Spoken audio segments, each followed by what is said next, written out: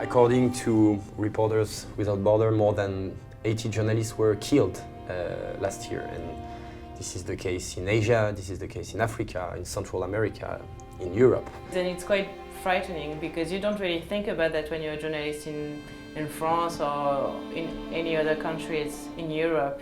All over the world, there are countries where it's always been difficult for reporters to do their job, but there is an increased awareness in Europe and it's becoming a more pressing issue. We have currently hundreds of journalists in danger and dozens of journalists already killed that year. And so the work of Forbidden Stories is to make sure that the people get access to critical information.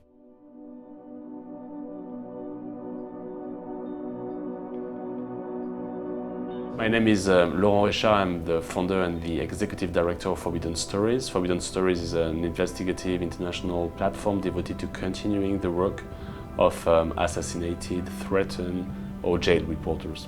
When a journalist got killed or when he's receiving some threats, that's most of the time because he's investigating a critical story. These are stories that people don't want to be published. And I'm talking about the mafia, sometimes politicians, sometimes major companies, narco traffickers. So it's very sensitive because when we are investigating, the killer is still free most of the time.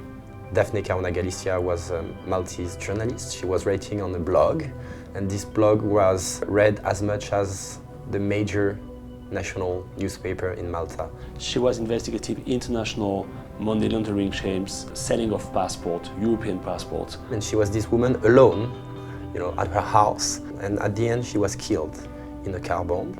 And this was a very shocking example of how this could happen also in Europe, and this really, I think, brought things home.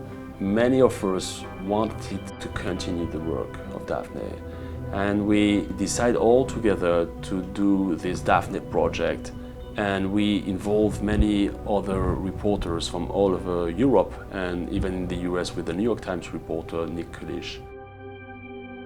We are currently facing huge violation all over the world of press freedom rights. So the situation is currently very concerning.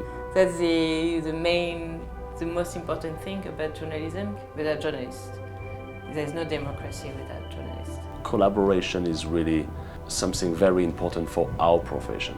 Collaboration can bring protection.